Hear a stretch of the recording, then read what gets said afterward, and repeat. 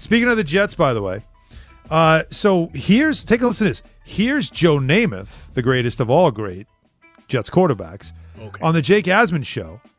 And he was asked what the Jets should do if they do get the number one pick. And here's Broadway Joe. I don't know what they're going to do. They could maybe get other draft choices. Do they still believe in Sam? I don't look at the video of the games and replays the way the coaches do, so they'll make that decision.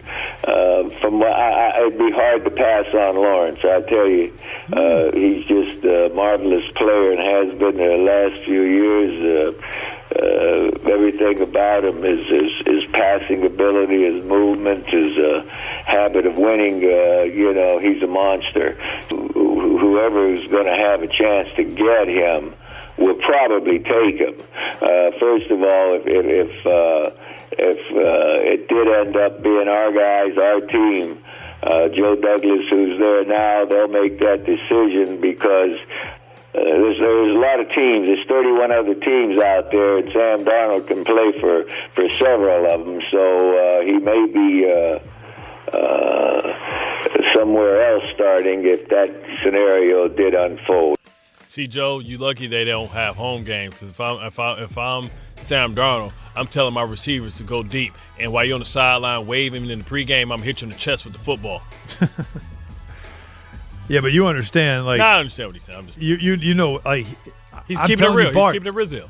Yeah, he is. But Bart, like, honestly, we're acting like this is an easy decision.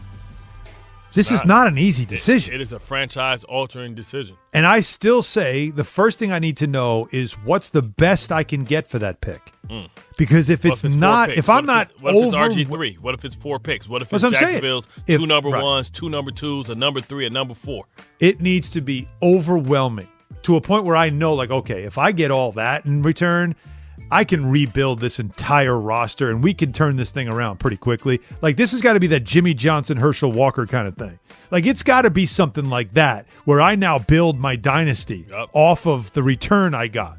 Because if not, it ain't worth it. You're going to get at least 2 first-round draft picks, man. That's just but is that enough? Is that enough for me to give up a guy that could be a Hall of Fame quarterback who's already proven in college that he's arguably the best at his position and already a champion, a winner? I love Sam, but he didn't win in college. It's not like he was he ever in the championship game? Was he ever in the national championship? Was he ever in any of that stuff?